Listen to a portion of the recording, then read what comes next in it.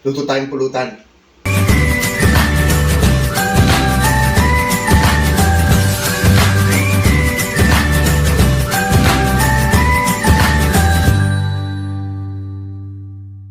We're back sa ating fourth video at ngayong gabi gagawa tayo ng pulutan. Ang gagawin natin ay salpikaw, but instead na baka, ang gagamitin ko ay Hungarian sausage. Start na tayo. Ipapakita ko na lang yung recipe habang ginagawa natin yung salpikaw. So sa mainit na kawali, meron tayong 2 tablespoon na mantika. Hungarian sausage. Igisa lang natin hanggang sa mag-brown na yung ating Hungarian sausage. So usually ang salpikaw, baka talaga ginagamit dyan. Kaso since pulutan lang naman, para mabilis lang naman. Kasi kung baka, magpapalambot ka pa. So gumamit tayo ng Hungarian sausage. Liquid seasoning, pampalasa.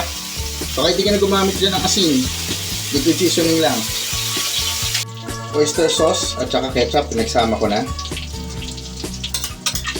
So, sa salpikaw, ang madalas na ingredients dyan is bawang, maraming bawang at saka yung liquid seasoning.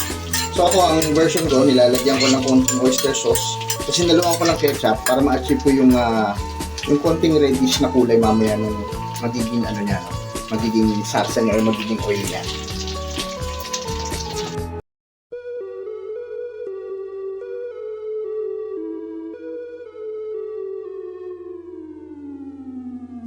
Here comes the sun, doo-doo-doo. Here comes the sun. I say it's alright.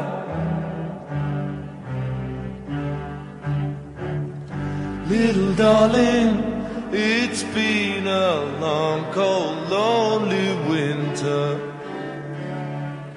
Little darling, it feels like years since it's been here. Here comes the sun, doo-doo-doo. Here comes the sun. I say it's alright.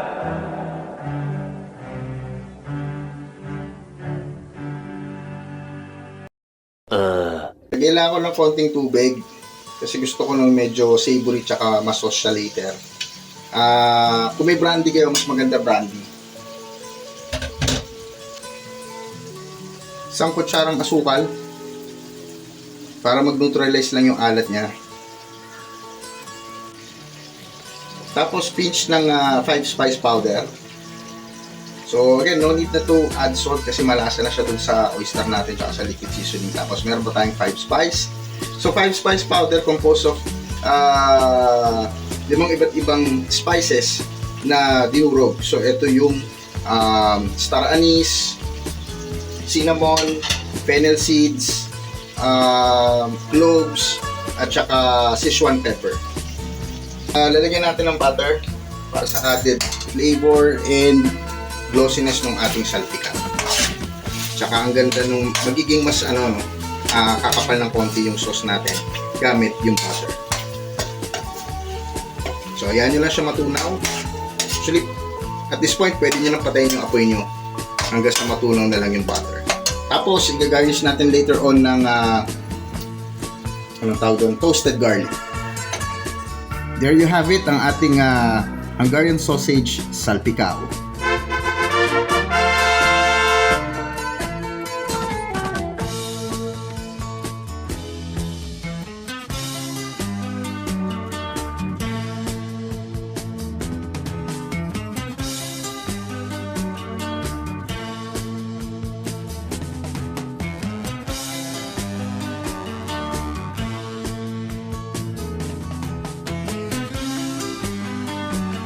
Okay, so titikman na natin yung ating ginawang Hungarian sausage salpikaw.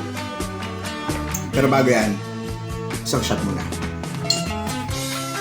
Tama-tama to kasi weekend. Wala kaming pasok pag weekend. So, unwind muna. Isang shot muna tayo. Cheers!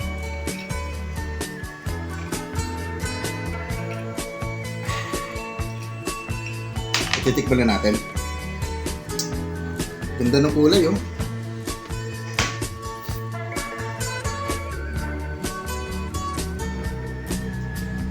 Yung nasa ibabaw pala toasted garlic yan.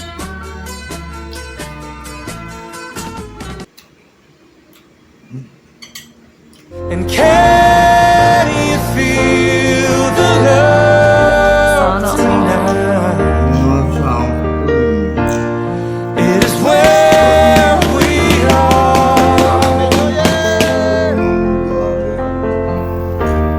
It's enough for this wide-eyed world. Happy New Year, everyone! That we got this Anong pangalan niyo ulit? far. Rastaman, yo.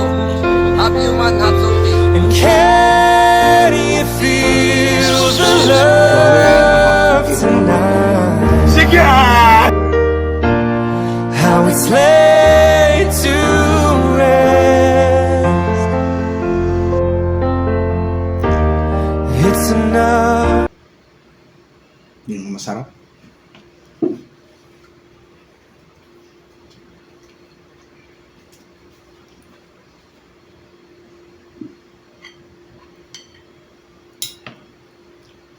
Siya nga pala, bago tayo matapos, walang mali sa pagluluto. As long as hindi nakaka-apekto to sa lasa, sa itsura ng pagkain at hindi ka malalason, goods na goods yun. Tiyan ka na.